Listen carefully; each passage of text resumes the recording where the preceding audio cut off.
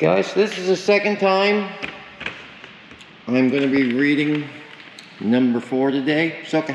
Give me a shot.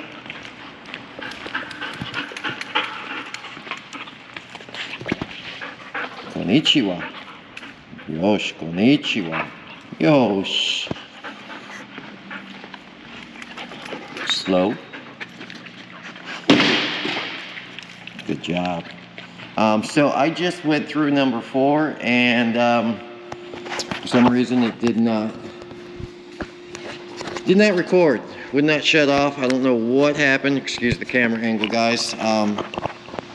Get this thing set up here real quick and we're going to do it again, which I'm actually good with, especially for this chapter, and I will explain why here in 2 seconds. Yeah, I don't know what happened to the camera, why it did not record for me, but it's very interesting as the chapter is all about mulligans. So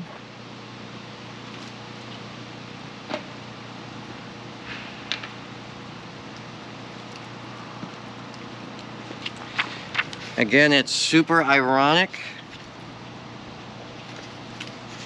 that number 4 is called The Importance of a Mulligan. A mulligan is a term widely used in golf to describe a replay. The golfer gets to take another shot without penalty. In my mind, there's no such thing as failure or mistakes, as these are gifts in disguise, teachable moments, opportunities to learn, grow, and begin again. Of course, this depends greatly on the point of view of the human and the lens through which he or she is viewing. We can view setbacks as exactly that, or choose a different perspective, acknowledging the lesson and readjusting our approach. Dogs live in the moment and are always willing to rock a mulligan. In fact, it's a confidence builder for them. Practice and repetition times 100. Doing something over and over again, getting better and better. She's gonna drive me nuts. She's trying to knock my coffee out of the eventually nailing it every time. In a culture that encourages, celebrates, and pushes quick fixes, our level of patience has begun to deteriorate as our expectations have skyrocketed in terms of faster, bigger, better, and requiring little to no effort. You know, get rich quick schemes, that kind of stuff.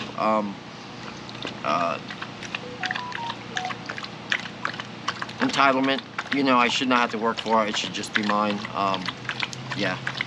Dogs help us to keep it real, challenging us in ways only they can, encouraging us to channel that lost art of patience and effort as we work to create a symbiotic language and mutual understanding, to honor and respect the journey, the process of getting there.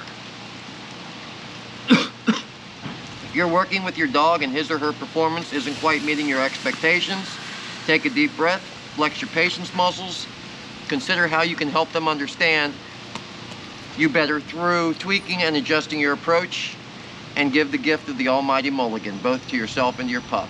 After all, isn't life but a string of mulligans? Absolutely, couldn't be more true. Again, I find it ironic that that's the chapter that I had to do a mulligan on because it didn't take. I want to read that last part again real quick.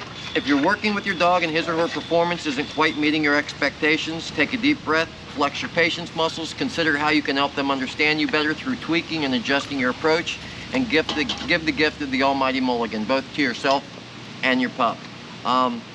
4 reasons why a dog will disobey. Fear, ignorance, choice, and distraction. We talk about it all the time. That's the ignorance part. Does the dog know? Teaching the post, we work on that a lot because that's the foundation for a lot of different things. That post, we're tapping the dog's foot, we're tapping the bowl, we're doing all these different things, and we just keep repeating post, post, post. Of course, the dog doesn't get it. It isn't until we readjust how we're trying to teach that by using a food lure and distracting the dog away, so we start luring the dog over top, and that foot touches it, and we're able to mark and reward. So through that paired association, the dog starts to understand that my feet touching this particular thing is getting that mark, which is then followed by that reward. So so we're able to build on that, and as most of you know, within 15-20 minutes you have your dog on that post command.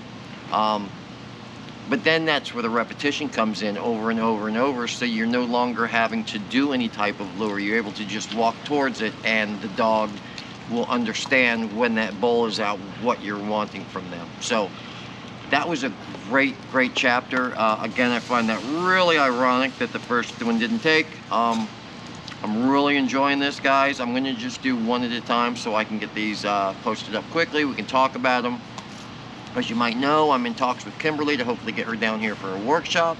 I'm sure y'all are super excited about that. I know I am. Yeah, a lot of great, exciting things happening, guys, as you well know. And we'll see y'all in group. God bless everyone.